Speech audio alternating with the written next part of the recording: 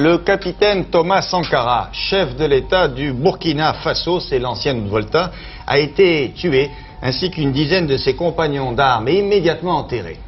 Le 15 octobre 1987, en fin d'après-midi, le capitaine Thomas Sankara, sa garde rapprochée et certains membres de son équipe sont froidement assassinés par un commando militaire alors qu'ils prennent part à une réunion. Le Burkina Faso et le monde entier découvrent cette nouvelle effroyable. Symbole de la lutte contre l'impérialisme, fer de lance du panafricanisme pour certains, Thomas Sankara était également pour d'autres un élément très perturbateur. Il ne laissait personne indifférent. À une époque où le titre de président rimait avec le fait d'être un patriarche africain ami de la France, Thomas Sankara, du haut de ses 33 ans, était un ovni dans le paysage politique africain. Ses prises de position souvent clivantes, sa pugnacité, son art oratoire, son charisme, ont fait de lui un homme qui jusqu'à aujourd'hui est adulé, est respecté, idolâtré, qui cristallise les tensions comme les passions. Mais donc, qui a assassiné Thomas Sankara? Pourquoi l'a-t-on assassiné? Mais bien plus important, qui était Thomas Sankara? C'est ce qu'on va découvrir dans cette vidéo. Installez-vous confortablement. L'histoire du Burkina de Thomas Sankara, c'est maintenant. Bonjour, je suis Mr. Arès, bienvenue sur ma chaîne YouTube. Ici, je parle d'histoire afro, de culture afro, d'actualité afro. Tout ce qui peut tendre à valoriser, à cultiver et à élever notre communauté, j'en parle. Si tout ça vous parle, n'hésitez pas à vous abonner, à liker et à partager. Alors, pour ceux qui ne sont pas nouveaux sur la chaîne, vous avez vu dans la dernière vidéo que j'avais pas une bonne tête, j'étais vraiment très malade. Là, ça va beaucoup mieux, c'est pas encore top, mais ça va beaucoup mieux. En plus, on parle de Thomas Sankara, donc je pète la forme. Donc, j'aurai une énergie qui sera un peu spéciale des vidéos d'habitude, parce que Thomas Sankara, ça me parle vraiment. Donc, je suis là. Donc, comprendre l'histoire de Thomas Sankara passe inéluctablement par chercher à comprendre l'histoire du Burkina. Au nom des droits naturels de l'homme à la liberté, à l'égalité et à la fraternité, je proclame solennellement l'indépendance de la République de Haute-Volta. En 1960, le Burkina, ex-colonie française, obtient son indépendance. Il faut dire qu'à cette époque, le pays ne s'appelle pas le Burkina, le pays s'appelle la Haute-Volta.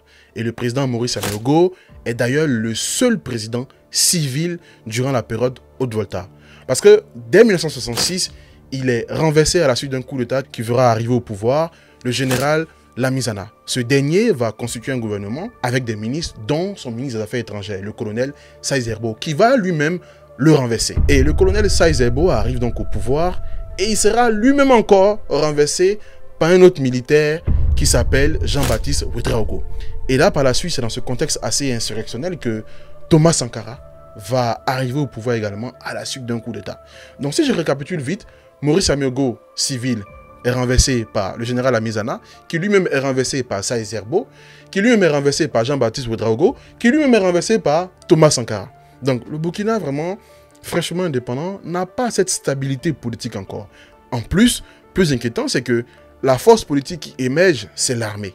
Ce qu'il faut comprendre, c'est que dès le régime de Maurice Améogo, il y a eu des grosses histoires de mauvaise gouvernance et de corruption qui ont sauté aux yeux du peuple burkinabé et de l'armée. Donc, dès janvier 1966, ce dernier a été renversé par le général Lamizana, qui lui-même a été renversé par Saïd Herbo.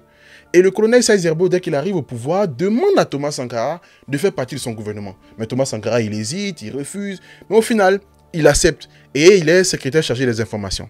Ce qui va se passer, c'est que Thomas Sankara va démissionner de son poste parce qu'il va voir que le gouvernement auquel il appartient réprime le peuple. On va supprimer le droit de grève des populations. Donc Thomas Sankara démissionne. Après sa démission, le président Saïd Herbo est renversé en 1982 par Jean-Baptiste Ouédraogo. Et donc quand Jean-Baptiste Ouédraogo arrive au pouvoir, il demande également à avoir Thomas Sankara dans son gouvernement. Et là, la question qu'on peut se poser, c'est pourquoi ces présidents s'intéressaient à Thomas Sankara? La réponse à cette question peut s'expliquer par le fait que Thomas Sankara était quelqu'un de compétent, d'intelligent, de pragmatique, de charismatique. Mais ça, c'est une partie de la réponse. L'autre partie de la réponse, on va essayer de le creuser ensemble pour trouver. Pour avoir la réponse qu'on cherche, il faut s'intéresser au parcours de Thomas Sankara. Thomas Sankara est né en 1949 à Yako, au Burkina, mais il effectue son cursus scolaire à Bobo-Dioulasso, puis à Ouagadougou. Il obtient son bac et il s'envole pour Yaoundé pour une formation militaire. À la suite de cela, il part à Madagascar. Et une fois arrivé à Madagascar, il va suivre une formation où il a l'occasion d'étudier des disciplines comme les sciences politiques, les sciences économiques, les sciences agricoles, bref, un tas de disciplines qui sont censées faire de lui un bon militaire certes, mais un homme qui est intelligent, un homme qui sait se tenir devant les gens, un homme qui a un art oratoire.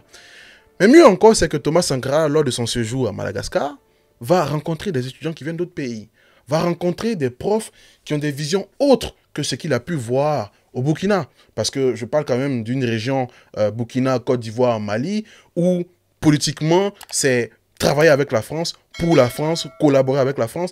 Tout est en rapport avec la France. Mais à Madagascar, il va avoir d'autres perspectives.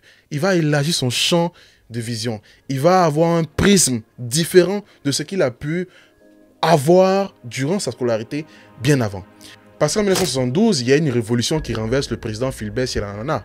Et donc, Thomas Sankara voit le mot révolution. Ça fait tilt dans sa tête. Il voit le socialisme. Il voit une approche politique différente de ce qui se pratique dans son Burkina natal. Et ça le pousse à avoir un questionnement. Comment améliorer les conditions de vie des Burkinabés? Et donc Thomas Sankara va se nourrir, il va s'instruire comme ça, jusqu'à retourner au Burkina en 1973. Et à son retour, on l'affecte à Bourg-du-Lasso pour la formation des jeunes recrues. Mais ce qui va se passer, c'est que en 1974, il y a une guerre qui éclate entre le Burkina et le Mali. Cette guerre sera d'ailleurs les prémices, si vous voulez, de la guerre de Noël. On en parlera dans une autre vidéo. C'est d'ailleurs l'occasion pour moi de vous faire une petite aparté. J'ai prévu, dans les semaines qui arrivent, de proposer également des vidéos en format moyen, voire court, on va dire entre 5 et 15 minutes maximum, pour aborder des sujets qui touchent notre communauté, où on n'a pas forcément besoin de faire des vidéos aussi longues, parce que c'est des sujets d'actualité dont il faut parler sur cette chaîne.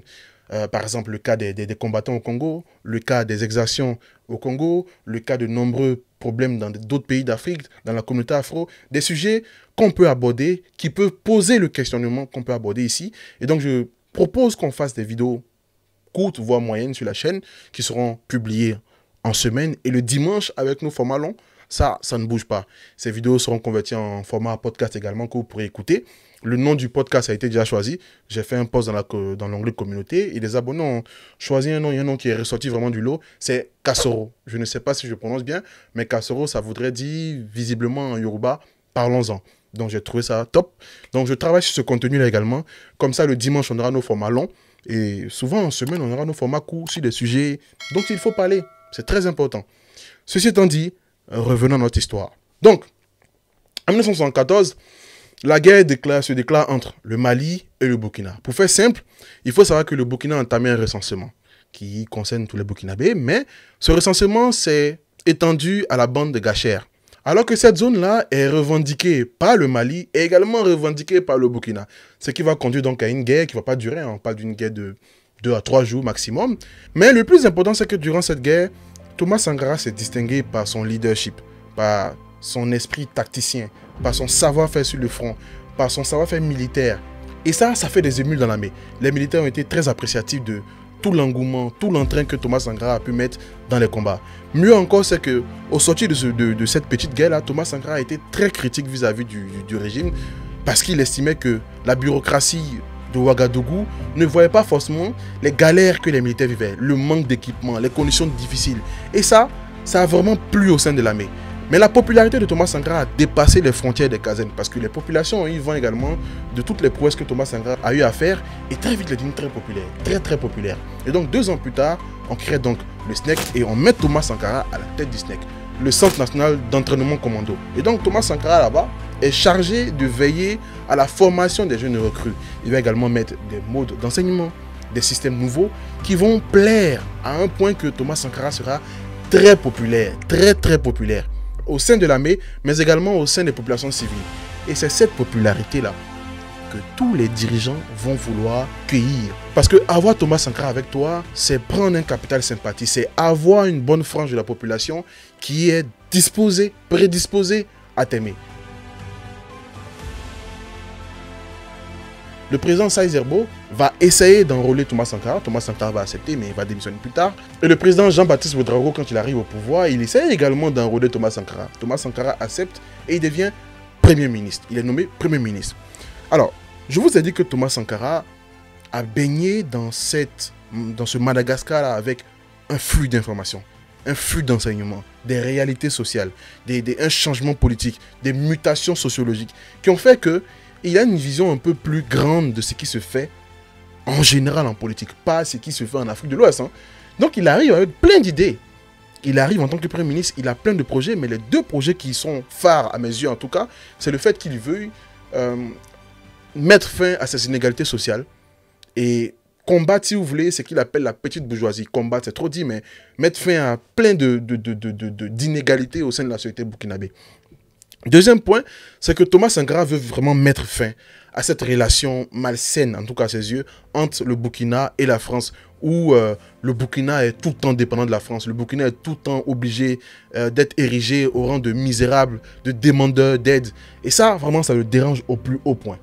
Alors, pour le premier point, Thomas Sankara a mis plein de mesures pour veiller à ce que les hauts fonctionnaires, les ministres, les cadres ne soient pas des gens qui soient dans l'opulence sans forcément rien faire. Dans une Afrique où, quand même, on sait que pendant un bon bout de temps jusqu'à présent, même, hein, être ministre, c'est la garantie d'avoir beaucoup d'argent sans pour autant souvent faire beaucoup de travail.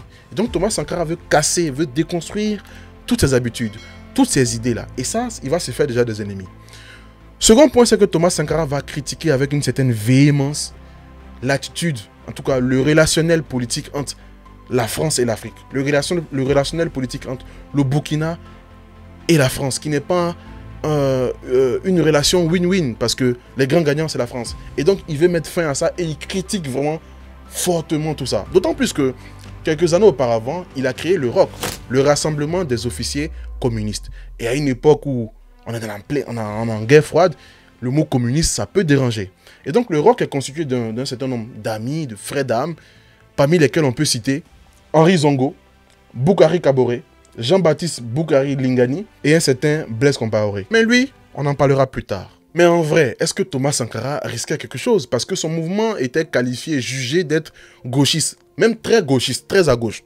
La question qu'on peut se poser, c'est que l'attitude de Thomas Sankara, les penchants politiques de Thomas Sankara, est-ce que ça peut être l'objet de menaces vis-à-vis de la France? Et là, je vous vois derrière vos écrans, vous vous dites, bah oui. Mais en théorie, on va se calmer. En théorie, je pense que non. Pourquoi je me dis ça? Thomas Sankara a eu un penchant à gauche. Mais à 6000 km de là, 1981, arrive au pouvoir un homme de la gauche, M. François Mitterrand.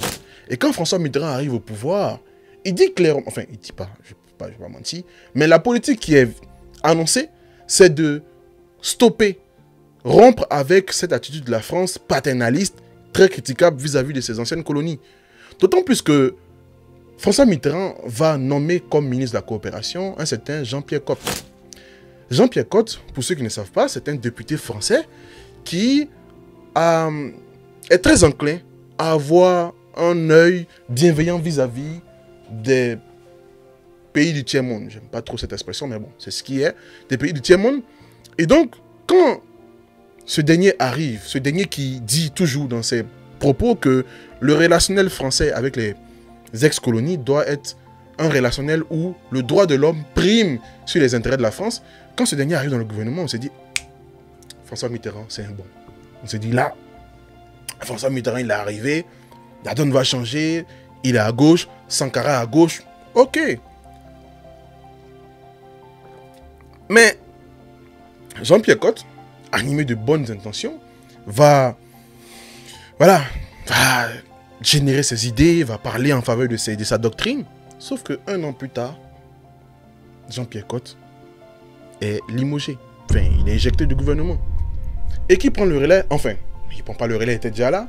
C'est M. Guy Payne. Guy Payne, conseiller aux affaires africaines de François Mitterrand. Donc, vous voyez bien que ce qui a été annoncé n'est pas forcément ce qui se faisait. Donc, vous aviez raison quand vous disiez qu'il y a une menace. Je suis d'accord. Dans ce contexte-là, Thomas Sankara est en train de mettre vraiment la politique en place pour pouvoir balayer, appliquer son projet, notamment mettre fin aux inégalités sociales, mais également voir plus large que la France, voir plus loin que la France, essayer de coopérer avec d'autres pays, dont l'URSS, dont Cuba et dont Kadhafi. Et ça, ça déplaît vraiment, vraiment. Vous aviez raison, ça déplaît à la France. D'autant plus que Sankara aurait reçu Kadhafi à Ouagadougou sans avoir l'approbation du président Jean-Baptiste Ouedraogo. Alors, le 17 mai 1983, Thomas Sankara est arrêté avec certains membres du ROC, certains frères, certains collaborateurs. Et là, on s'est dit, mais attends, Jean-Baptiste Ouedraogo lui-même, a demandé à ce que Thomas Sankara soit son premier ministre. Est-ce qu'en seulement 4 mois, voire 5 mois, le torchon a pu brûler au point de l'arrêter? Est-ce que le fait que Thomas Sankara ait potentiellement rencontré Kadhafi sans lui en parler serait un motif valable pour l'arrêter? Qu'est-ce que Thomas Sankara aurait pu faire? Alors, la version officielle, c'est qu'il y a eu des dissensions, notamment sur les relations entre Burkina et la France, notamment sur les accointances naissantes entre Thomas Sankara et la Libye. Ok, mais est-ce que c'est suffisant pour arrêter Thomas Sankara? Ce qu'il faut savoir également, c'est que la veille de l'arrestation de Thomas Sankara, le 16 mai aux environs de 23 h, Guy Payne, conseiller aux affaires africaines de François Mitterrand, s'est pointé à Ouagadougou. Certaines sources même disent qu'il a fait un gros chèque au Burkina pour une aide. Bon, ça, je n'ai pas la preuve, donc je ne vais pas me mettre à spéculer. Mais je vous dis que certaines sources ont dit ça. Et le lendemain, Thomas Sankara a été arrêté. J'ai envie de dire, traduisez comme vous voulez, analysez comme vous voulez, mais Thomas Sankara a été arrêté. Mais, je vous ai dit une chose. J'ai trop d'énergie aujourd'hui. Je vous ai dit une chose. Thomas Sankara était populaire. Il était très populaire. Il était même trop populaire. Donc, dès son arrestation, Thomas Sankara est mis en résidence surveillée, mais la population, les jeunes burkinabés commencent à manifester leur mécontentement. Mais l'idée générale, c'est que le peuple n'est pas content. Mais je vous ai dit également que Thomas Sankara a été arrêté avec certains proches, certains collaborateurs, certains membres même du ROC. Mais il y a une personne qui a réussi à échapper à tout ça. C'est M. Blaise Compaoré. Alors, je sais que quand je dis Blaise Compaoré, il y a des gens qui prennent des couteaux, des armes, parce que voilà, ils sont énervés. Détendez-vous. Je pense que vous connaissez tous la fin de l'histoire, hein, mais je pense que quand on veut raconter une histoire, il ne faut pas la tronquer. C'est vrai qu'on peut être animé de passion, on peut dire que Blaise Compaoré a fait ça, a fait ci, mais on ne peut pas raconter l'histoire en obscurcissant certains aspects juste pour discréditer l'autre. Blaise Compaoré a fait ce qu'il a fait, mais à cette époque-là, en 1983, il s'est comporté comme un vrai bonhomme. Parce que Blaise Compaoré, lorsqu'il est passé entre les mailles du filet, il s'est rendu à Pau, où a été créé le siège, en tout cas la base du SNEC. Et il faut savoir que Pau, c'est une ville frontalière au Ghana. Il aurait pu aller au Ghana et ne plus revenir. Mais il allait à Pau.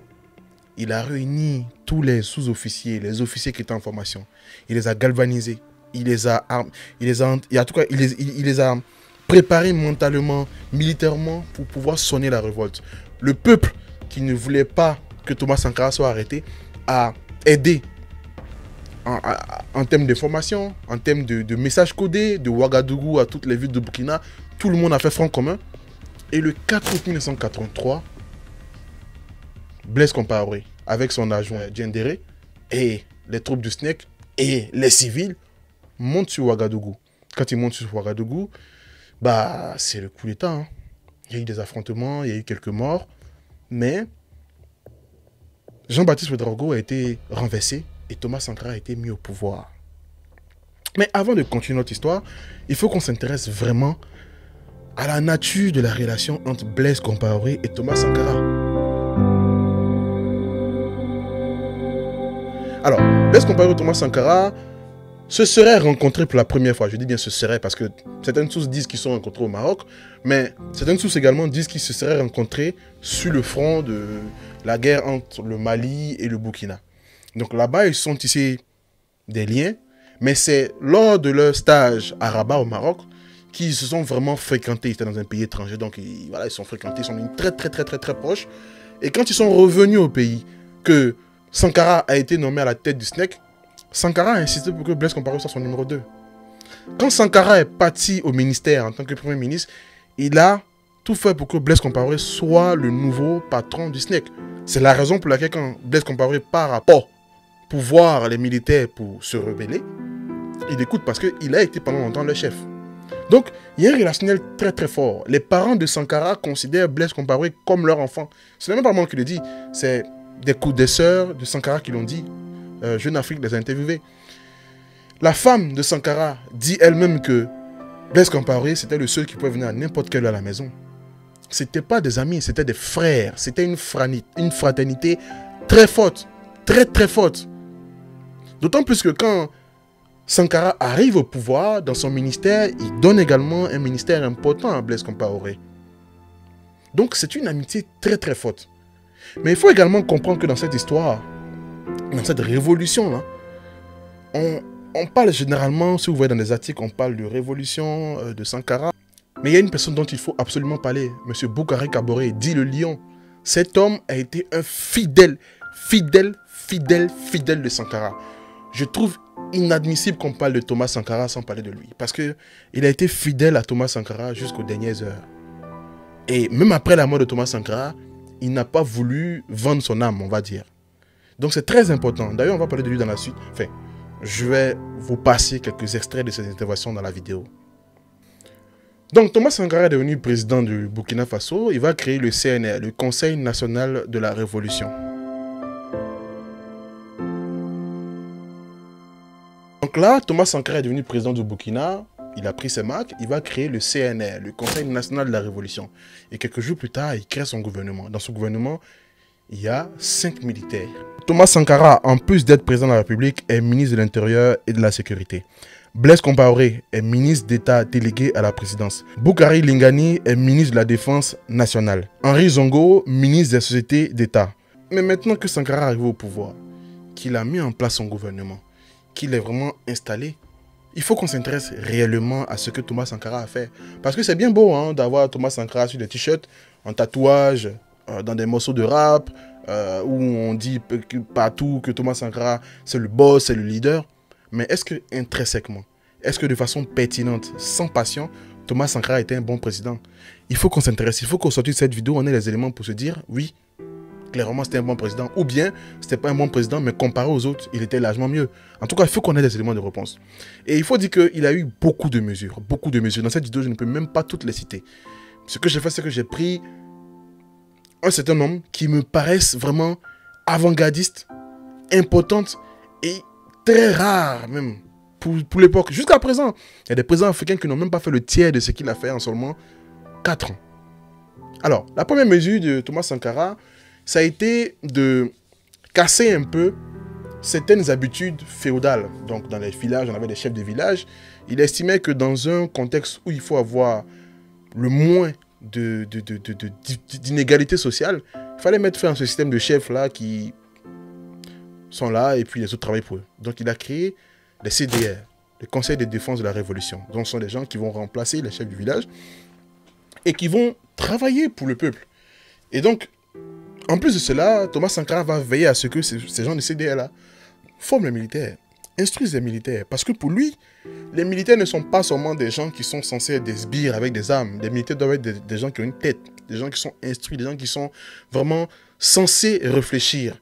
Quand on a une arme qui peut cracher le feu et la bord, et que l'on peut recevoir des ordres en se mettant en garde à vous devant un drapeau, sans savoir à qui profite cet ordre, à qui profite ce fusil, eh bien, on devient un criminel en puissance qui n'attend que le déclic pour semer la terreur autour de soi. Et combien de militaires sont en train de tourner dans tel ou tel pays, sur tel ou tel champ de bataille, d'amener désolation et crime, mais sans comprendre qu'ils sont eux-mêmes en train de combattre des hommes, des femmes qui luttent pour les mêmes idéaux que s'ils en avaient conscience. Deuxième point encore important, c'est que Thomas Sankara va faire quelque chose qui est très très rare, voire du jamais vu sur le continent africain, jusqu'à présent je pense.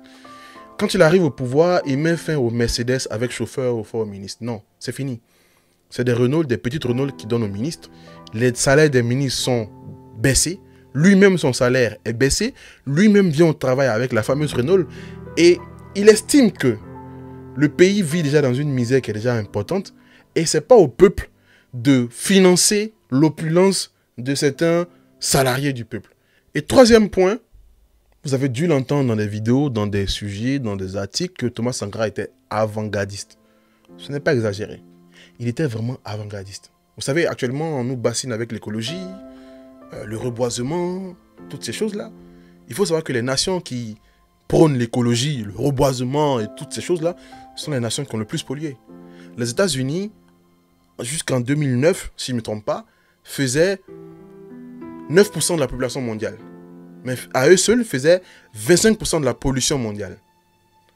Thomas Sankara, déjà dans les années 80, a entamé un vaste programme de reboisement dans son pays.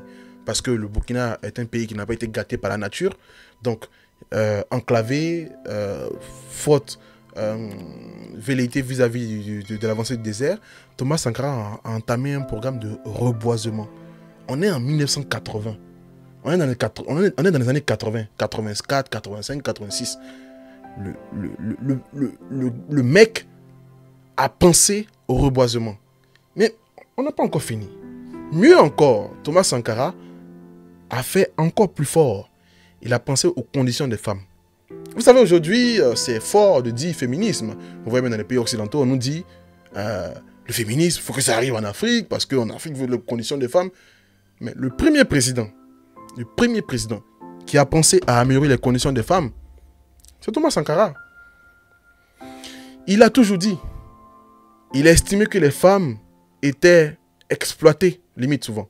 La même femme devait travailler au champ, devait nourrir les enfants, devait gérer le foyer. Donc à l'âge de 30 ans, elle était rincée physiquement. Il faudrait qu'ici aussi nous commencions à nous débarrasser de cet art féodal. Ce sont des arts féodales, de l'éducation féodale, qui nous a dit que le garçon est toujours au-dessus de la fille. À l'école même, quand les filles sont en grossesse ou des choses comme ça, on les renvoie, n'est-ce pas? On les exclut. Mais on ne cherche même pas à savoir si le partenaire avec lequel elle a eu la grossesse là ne se trouve pas par hasard dans la classe. Et même s'il s'y trouve, on le laisse lui, le garçon. Donc le garçon peut faire autant d'enfants qu'il veut. Dès la 6e, s'il veut, il commence à faire des enfants jusqu'en terminale. On ne le renverra jamais. Mais la fille, même si elle est à un jour de son bac, elle fait un enfant, allez, renvoyer. La journée mondiale de la femme, durant laquelle on dit « Ah, bonne journée les femmes », Thomas Sankara a veillé à ce que cette journée soit vraiment respectée. Les hommes allaient au marché faire les courses. Mais c'est un acte fort. C'est un acte fort. Il a autorisé, il a permis aux femmes de rentrer dans l'armée. Et comme je vous dis, ce n'est pas seulement des paroles en l'air. Le mec a appliqué. Dans son gouvernement, il y avait des femmes. Et ce n'était pas des femmes qui étaient au gouvernement de droits des femmes. Non, elles étaient là parce qu'elles étaient compétentes et à des postes clés. Un autre point important, c'est que vous avez dû voir aux États-Unis, Madame Obama, avec M. Obama, qui luttait contre l'obésité, qui faisait des petits challenges pour obliger les gens à danser, à faire du sport. Ça, Thomas Sankara l'a fait depuis. Il a instauré la journée du sport. Les Burkinabés sortaient pour faire du sport. Un esprit sain dans un corps sain. Thomas Sankara lui-même allait faire du sport, allait jouer au foot, allait jouer au handball. Le monsieur était vraiment imprégné. Et ce qui a plu au peuple burkinabé, c'est que il n'y avait pas de barrière entre le président et le peuple. Ce n'est pas des cortèges avec 200 voitures, 450 blindés, des messieurs habillés avec des gilets. Non. Sankara se fondait dans la foule, se fondait dans la masse. Et ça séduit le peuple. Et même physiquement, les Burkinabés se retrouvaient face à un président qui était différent de ce qui se faisait en Afrique. Hein. Des présidents où le cardio, il est aussi exécrable que l'engouement qu'il a pour son peuple. Sankara, c'était le président qui faisait du sport, qui était fringant, qui était proche du peuple. Et ça parlait vraiment au peuple burkinabé. C'était une bouffée d'air frais, vraiment. Et le risque, c'était que ce soit contagieux, que ça se propage aux autres pays voisins. Mais objectivement, Sankara, dans son mandat, tout n'a pas été parfait. Et je pense que la perfection n'est pas humaine. La perfection n'est pas humaine. Moi, dans mes vidéos, vous avez remarqué, j'attache une importance particulière au fait qu'un président ne soit pas mêlé à des histoires de massacres, de crimes. Sinon, je suis conscient du fait que la politique, ce n'est pas noir ou blanc. Il faut nuancer le propos. Mais il y a des imperfections, effectivement, dans le cas de Thomas Sankara. Le fameux CDR a eu à commettre quelques abus de pouvoir, probablement. Mais on est loin des assassinats. Et ce n'est pas forcément directement dû à Thomas Sankara. C'est des hommes qu'il a mis. L'homme n'est pas parfait. Et je suis vraiment objectif. Hein. Il faut également préciser que Thomas Sankara a mis en place ce qu'on appelle le TPR, le Tribunal Populaire de la Révolution. Je ne sais pas si je prononce bien ou si c'est bien épelé. Mais en tout cas, c'était un tribunal qui visait à juger tous ces anciens présidents, tous ces anciens ministres qui sont accusés de corruption, de vol. Il n'y a jamais eu de peine de mort, je précise. Parce que ça aurait été dans d'autres pays, on aurait exécuté ces derniers sur des poteaux devant tout le monde. Jamais. Jamais de peine de mort. Les peines n'étaient pas très très lourdes. Mais le petit côté un peu limite, c'est que dans bon nombre de ces procès-là, les accusés n'avaient pas d'avocat. Alors, vous me direz sûrement, ah, ils ont volé, non. Mais si on va aller au bout vraiment de la légalité, voilà. Donc, c'est des petites choses qu'on peut critiquer, mais voilà. Voilà vraiment un peu les limites de son mandat. Autre point un peu négatif, c'est que Thomas Sankara prenait beaucoup de décisions lui-même. Donc au final, les ministres n'ont pas forcément de grande utilité. Et ça, pour un président, ça peut être critiquable. Mais je pense que le plus gros défaut, en tout cas ce qui a posé problème, c'est que Thomas Sankara voulait tellement bien faire, parce qu'il a demandé au peuple de retrousser les manches. Les travaux de chemin de fer ont commencé avec des Burkinabés, des ressortissants, l'armée, tout le monde a retroussé les manches pour commencer à construire les chemins de fer. Le projet d'autosuffisance alimentaire que Sankara a instauré, parce que le Burkina n'était pas autosuffisant alimentairement parlant. En seulement 4 ans, le Burkina est devenu autosuffisant. Mais cela a pu se faire par le fait que tous les Burkinabés, même les membres de l'armée, allaient au champ pour aller récolter, pour aller s'aimer, pour aller récolter. Et ça, c'est très très fort. Sauf qu'arrivé à un certain moment, le modèle économique a commencé à s'essouffler. Les populations avaient le sentiment d'avoir beaucoup donné. Et voilà, ils commençaient à être fatigués. Et ça, on peut dire que Thomas Sankara était tellement obnubilé par l'envie de bien faire qu'arrivé à un certain moment, il a pu exaspérer une certaine frange de la population. N'empêche que il restait quand même très populaire. Mais le problème de Thomas Sankara, c'est que je pense que il a été aussi naïf, trop naïf. Je m'explique. Je vois des gens qui veulent déjà commenter pour m'insulter, donc calmez-vous. Le problème, c'est que Thomas Sankara n'a pas compris une chose. Bon, moi, c'est facile pour moi de le dire. Hein. J'ai pris du recul, j'ai lu au moins 240 histoires. Mais il n'a pas pris le recul de se dire qu'en face, il n'a pas des humains qui sont mentalement sains, mentalement stables. Parce qu'il s'est dit que faire une critique constructive vis-à-vis de quelqu'un ne pourrait seulement l'amener à s'améliorer. Donc, il n'hésitait pas vraiment à critiquer la politique française, vraiment ouvertement. Hein. Le fait, par exemple, que les Français soutiennent Jonas Savimbi et Pierre Botta, dirigeant de l'Afrique du Sud, qui est un pro-apartheid. Ce dernier était un soutien de Jonas Savimbi pendant un moment. D'ailleurs, la prochaine vidéo, c'est Jonas Savimbi. Je sais que... Et c'est là que je verrai comment vous arrivez à faire un grand écart politique. Parce que je sais que beaucoup aiment Jonas Savimbi. Je verrai si vous aimez Jonas Savimbi en aimant Thomas Sankara. Et vous me direz ça en commentaire. Quoi qu'il en soit, Thomas Sankara a posé un vrai problème. Il critiquait vraiment tout.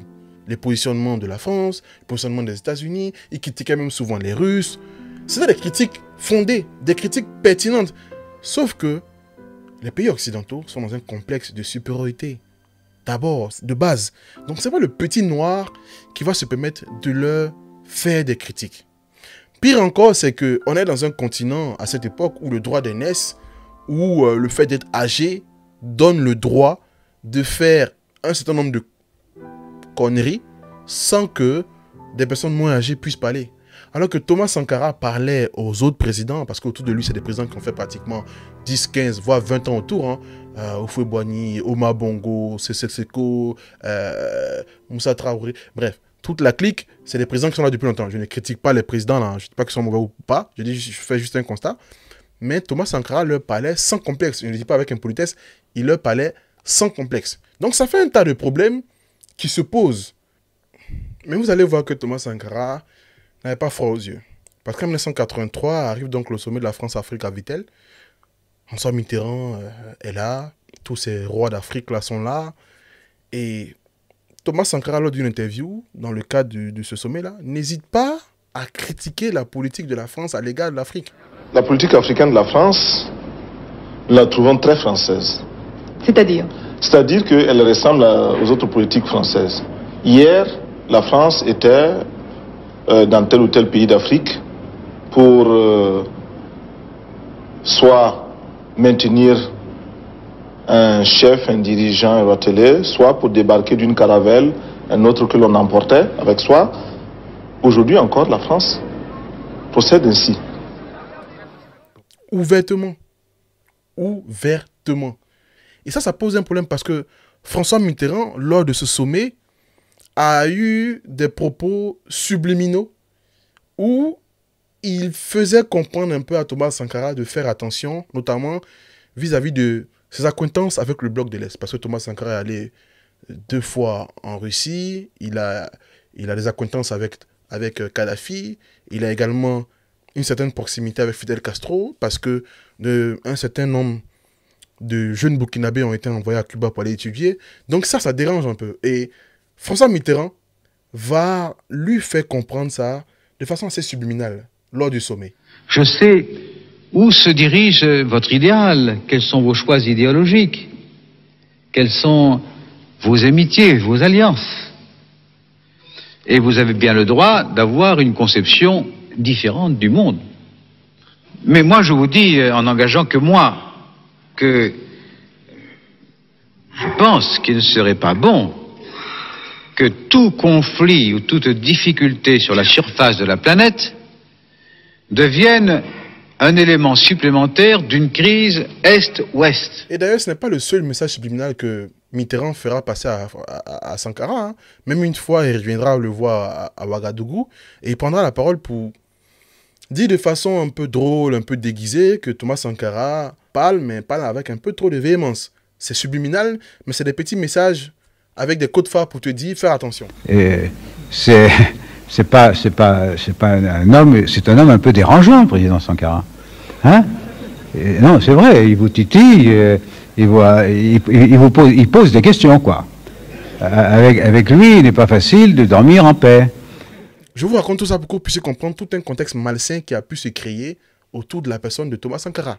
Mais au soir des années 85, un faisceau d'indices montrait que le futur proche de Thomas Sankara allait être assez sombre.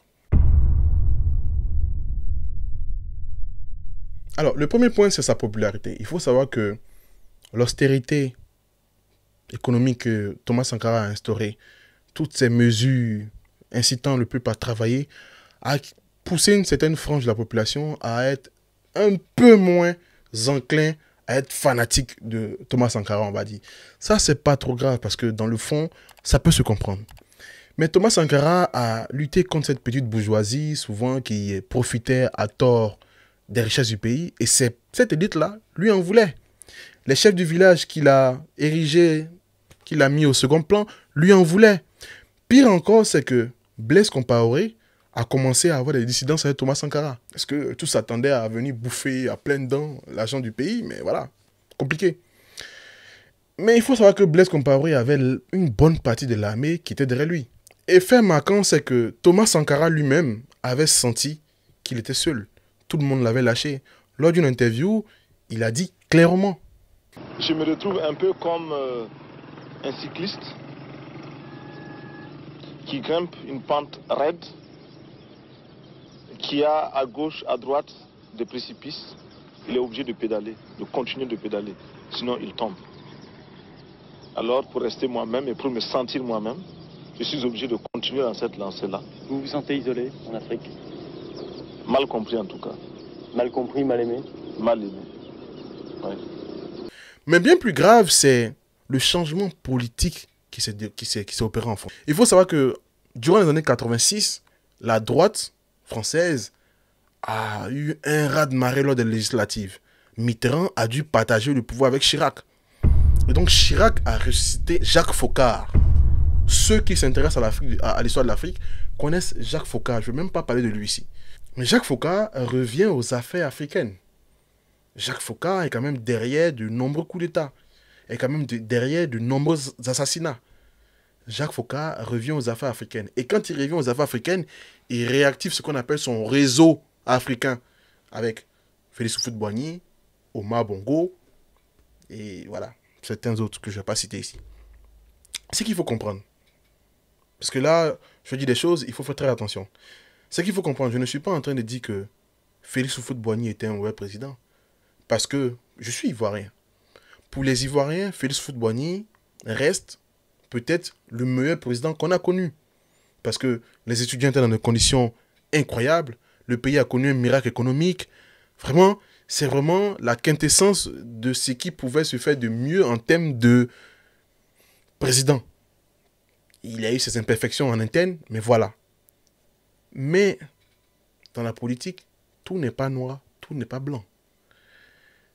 Félix Houphouët-Boigny en externe était mêlé à de nombreuses et sombres histoires. si je veux être objectif en tant qu'Ivoirien, malgré que c'est quelqu'un que j'apprécie énormément, il faut le dire. C'était l'ami personnel de Jacques Foccart. Quand Jacques Foccart a été remis au placard, c'est Félix Houphouët-Boigny qui a plaidé pour qu'on le ramène. Félix Houphouët-Boigny est mêlé à des histoires très sombres. Mais on va laisser tout ça. Mais intéressons-nous pour l'instant au relationnel Félix Houphouët-Boigny, Burkina Faso. C'est très important.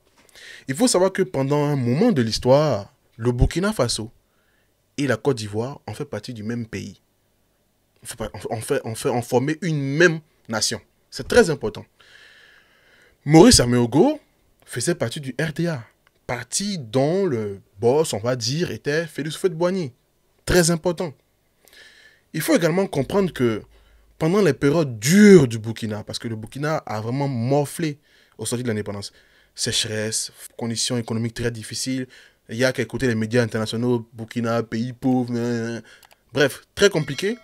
Une bonne frange des Burkinabés sont allés en Côte d'Ivoire et ils ont récupéré des postes à pouvoir, des métiers qui ne sont pas socialement très sexy, on va dire.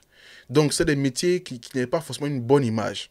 Donc, dans l'inconscient populaire de certains Ivoiriens, ils ont nourri un complexe de supériorité vis-à-vis des Burkinabés. Je ne suis pas en train d'inventer des histoires dans ma tête. Tous les Ivoiriens qui regardent la vidéo, qui sont sincères avec eux, reconnaîtront ce que je dis. Et je pense que même Félix Houphouët-Boigny, inconsciemment peut-être, percevait peut-être mal le fait que Thomas Sankara, président du Burkina, encore plus un gamin de 33 ans, ait une attitude assez décomplexée vis-à-vis de sa personne. C'est mon analyse, ça n'engage que moi. Ce que je dis là, ça n'engage que moi. Ça peut déplaire, je peux comprendre, mais ça n'engage que moi. Donc, vous prenez un président voisin, un Kador. Houphouët-Boigny, c'était vraiment quelqu'un en Afrique de l'Ouest, même en Afrique. C'était vraiment un pionnier, un métronome. Vous prenez un Kador voisin qui n'est pas très content, même si en public, Houphouët-Boigny, quand tu demandes son relationnel avec Thomas Sankara, il dit clairement qu'il n'y a pas de problème. Mais il faut rappeler qu'en 1984, Thomas Sankara a eu sa visite en Côte d'Ivoire annulée parce que les autorités ivoiriennes ne voulaient pas qu'il rentre sur le territoire ivoirien. Donc, voilà. Donc vous prenez un Kador du continent, un patriarche, un homme qui a un pouvoir incontesté dans la sous-région, vous le prenez. Vous l'ajoutez à des problèmes internes et une élite bourgeoise puissante. Vous ajoutez ça au fait que Jacques Foccart, je dis ça même, j'ai des frissons. Jacques Foccart revient aux affaires. Croyez-moi, il n'y a pas besoin de vous faire un dessin. Il n'y a pas besoin de vous faire un dessin. Mais pour arriver à leur fin, il fallait quelqu'un en interne. Je vous ai dit que Thomas Sankara était limite interdit de rentrer en Côte d'Ivoire. Mais Blaise Compaoré a multiplié les voyages à Paris et à Abidjan. Certaines rumeurs, je ne dis pas que c'est vrai, certaines rumeurs disent que sa femme même, c'est Houphouët-Boigny qui a fait l'entremetteur. Donc, c'est tout un tas d'informations qui misent bout à bout, vous mettent face à une réalité. Thomas Sankara était au fond d'un triangle ou d'un système machiavélique. D'autant plus que il y a eu un événement qui pour moi a été l'événement de trop. L'événement déclencheur du plan d'assassinat de Thomas Sankara. Clairement. Nous sommes en juillet 1987, au sommet de l'Union africaine à Addis Abeba. Thomas Sankara, comme tous les présidents, prend la parole. Ce n'est point que nous sommes contre la morale, la dignité, le respect de la parole. Parce que nous estimons que nous n'avons pas la même morale que les autres. Entre le riche et le pauvre, il n'y a pas la même morale. La Bible, le Coran, ne peut pas servir de la même manière celui qui exploite le peuple et celui qui est exploité. Il faudrait alors qu'il y ait 2 éditions de la Bible et 2 éditions du Coran.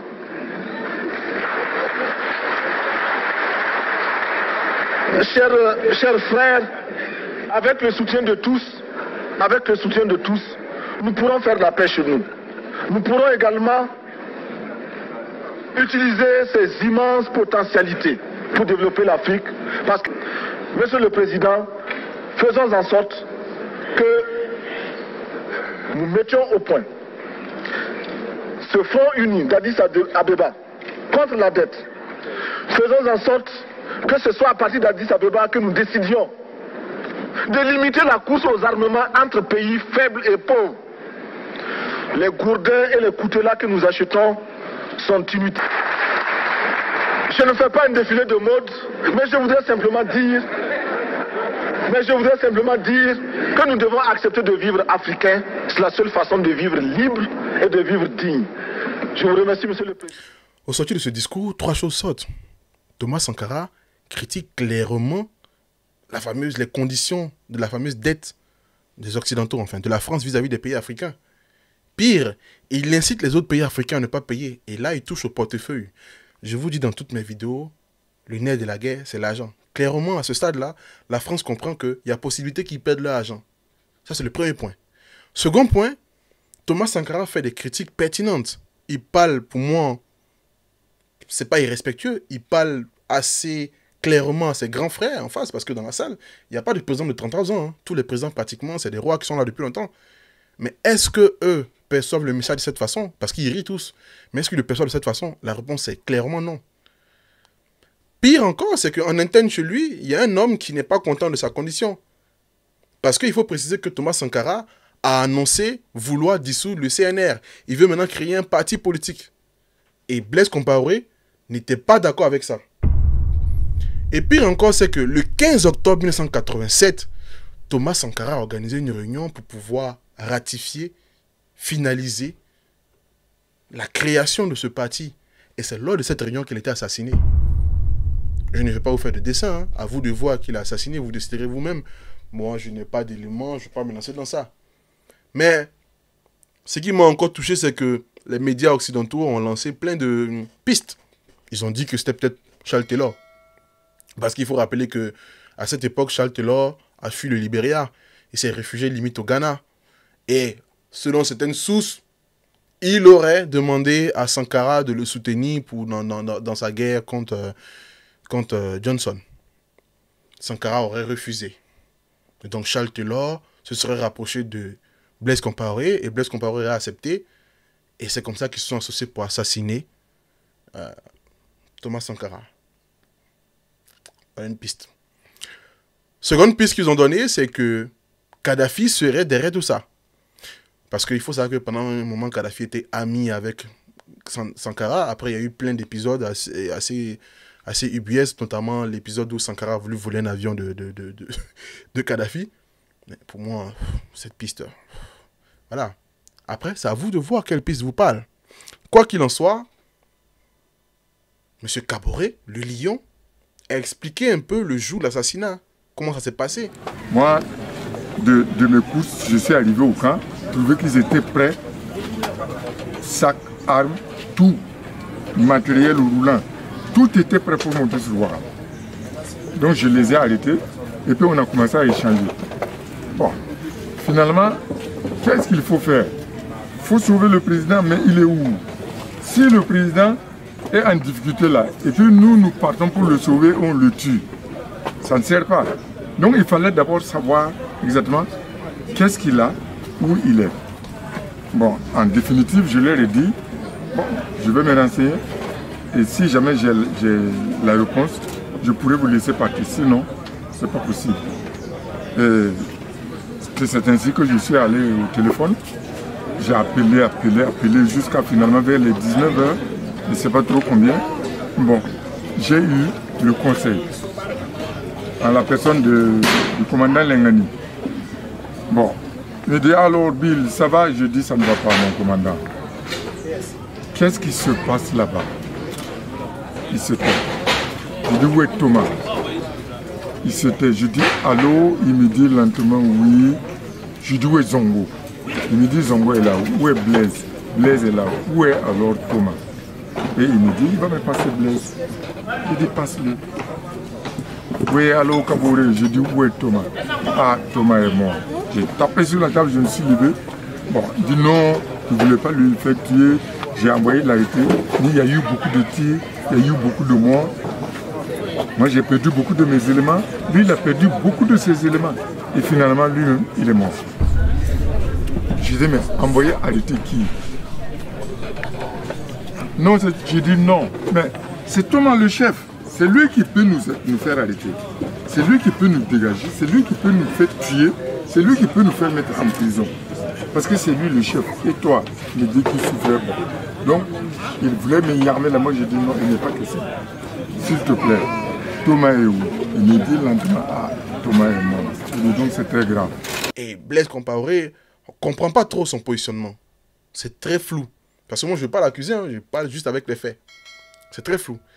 Et M. Kaboré, après la prise de pouvoir de Compaoré, va s'opposer à tout ça. Il va même créer une petite rébellion avec 500 hommes. Au final, il sera obligé de s'exiler au Ghana. Mais voilà un peu l'histoire de Thomas Sankara. Un homme qui s'est battu pour son pays, qui s'est battu même pour son continent, mais qui a été lâché par les siens. Son ami et proche, Blaise Compaoré, je ne dis pas qu'il a assassiné, hein, c'est à vous de le dire. Son ami Blaise Compaoré, dès qu'il a été assassiné, s'est empressé de prendre le pouvoir. Il n'a jamais eu à parler de cet assassinat. La seule fois qu'il a parlé de ça, c'était 1 mois plus tard. Et voilà ce qu'il disait.